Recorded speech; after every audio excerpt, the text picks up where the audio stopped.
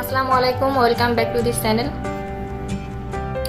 আজকে আমি পুঁইশাকের এমন একটি ডিশ রান্না করব যা খুবই সুস্বাদু এবং পুষ্টিকর। আজকের রেসিপির মূল উপাদান হচ্ছে কাঁঠালের বিচি এবং পুঁইশাক। পুঁইশাকে রয়েছে vitamin A, vitamin K, calcium, iron, magnesium, যা আমাদের শরীরের লিভারকে ভালো রাখে, স্কিন ভালো রাখে, ডায়াবেটিসের রোগীদের জন্য ভালো এবং ডিপ্রেশনের রোগীদের জন্য ভালো এবং মানসিক চাপ কমাতে সাহায্য করে।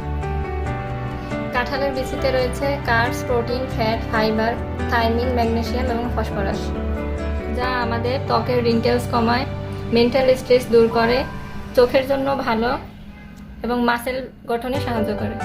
তাহলে চলুন এবার রান্নাটা করে ফেলি। চুলায় প্যান বসিয়ে আমি তাতে 3 টেবিল চামচ তেল দিয়ে দিয়েছি। এই তেলের ভিতরে এখন দিয়ে দিচ্ছি হাফ কাপ পেঁয়াজ কুচি,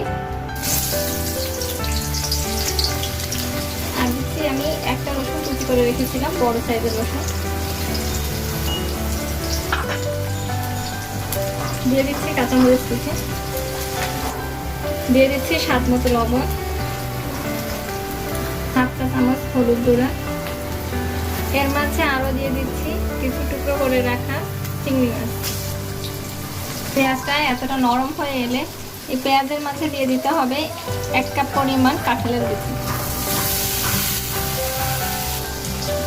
কাঁঠালের বিচিটা আমি একটু ছেঁচে নিয়েছিলাম, অর্থাৎ কুচি করে নিয়েছি।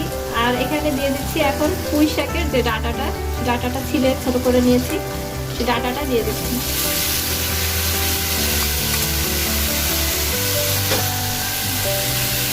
এবার ঢেকে দিয়ে হালকা আঁচে আমি রান্না করে এই ডাঁটা এবং কাঁঠালের বিচিটা সেদ্ধ করে নেব। পুঁইশাকের ডাঁটাটা এবং কাঁঠালের বিচিটা অনেকটাই সেদ্ধ হয়ে গিয়েছে। এই পর্যায়ে এতে দিয়ে দিচ্ছি 1 টেবিল চামচ বাদাম পেস্ট। এবার এতে দিয়ে দেব পুঁইশাকের পাতা কুচি।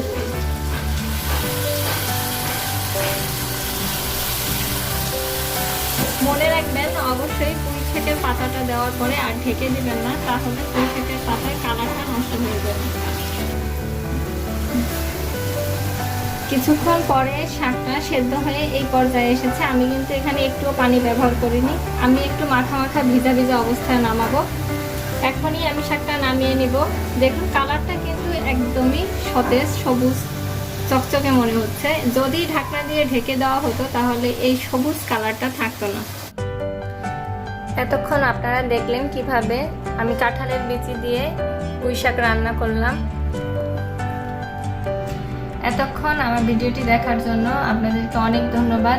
এই রেসিপিটির টেস্টটা কিন্তু অসাধারণ। অবশ্যই আপনারা বাসায় ট্রাই করবেন এবং সাবস্ক্রাইব করে আমার চ্যানেলটির সঙ্গেই থাকবেন। সবাই ভালো থাকবেন এবং আমার জন্য দোয়া করবেন। আল্লাহ হাফেজ।